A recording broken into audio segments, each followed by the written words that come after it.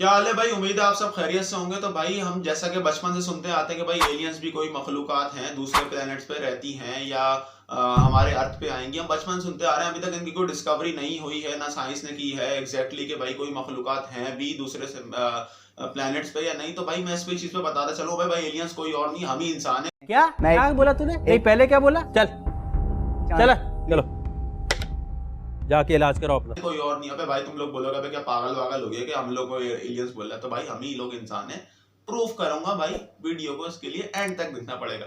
तो भाई सीधी सी बात ये है कि अगर एलियंस का बेसिक कॉन्सेप्ट क्या कहता है, एलियंस का बेसिक कॉन्सेप्ट कहता है भाई दूसरे प्लैनेट्स की मखलूकात होंगी, यहाँ आएंगी, रिसर्च करेंगी और यहाँ पे रहना शुरू कर देंगी। जैसे कि भाई हुआ क्या था, पीके की फिल्म आप लोगों ने सबने देखी थी, उसको एलियन दिखाया होता है, दूसरे गोला से आता है, इधर आके रहने लगता है और इधर रिसर्च करता है, वापस चला जाता है।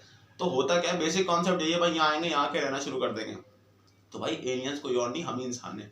तो बात करते हैं इस्लामिक पॉइंट ऑफ व्यू से, इसका एविडेंस यही है, बाकी तो और कोई मानेगा नहीं कि भाई देखें इंसान बना कहाँ से, इंसान को अल्लाह ने बनाया कहाँ था।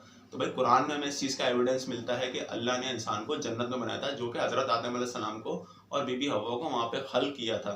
फिर उनसे कोई खता सरसद हुई, उनको फिर उस बिना पे उस सजा के तौर पर उनको दुनिया में भेज दिया था। और आज तक उनसे ही यहाँ पे दुनिया पे इंसानी नस्ल चल रही है और अब तक चलती रहेगी, जब तक ताबत दुनिया कायम है तब तक इंसानी नस्ल चल रही है। उससे पहले दुनिया ही किसकी थी? चरिंद परिंद जानवरों की। इधर यहाँ पे सब रहते थे। जैसे कि अगर मैं एक मिसाल देता हूँ कि भाई हम लोग एलियंस क्यों हैं, चलें भाई एक मिसाल है, यहाँ पे इंसानों को इधर से हटा दें, इंसानों के अलावा जितनी भी मखलूकात हैं भाई वो खाना वो अपना कोई प्रोसेस नहीं करती, एज इट इज उठाया खा लिया।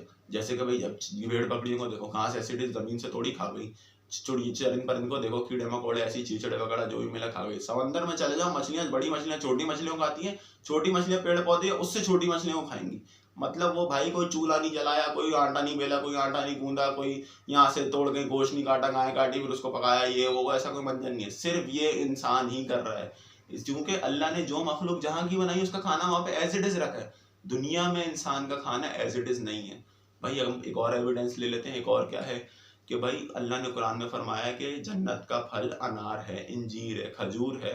तो भाई हम क्या उसको कोई प्रोसेस करते हैं? दरख्त से तोड़ा खा लिया, उसमें तो हम कुछ नहीं कर रहे। इसका मतलब क्या है? और हम उलमा कराम से एक बात और भी सुनते हैं भाई कि हम जब जन्नत में जिस चीज़ की ख्वाहिश करेंगे, पहली बात तो जन्नत में जाएं वो दीगर बात है, जन्नत में जिस चीज़ की ख्वाहिश करेंगे वो चीज़ हमारे पास एज इट इज़ आ जाएगी, हमें कोई मेहनत मशक्क़त नहीं करनी पड़ेगी। इसका मतलब हमारा जो खाना है एज इट इज़ मौजूद जन्नत में है।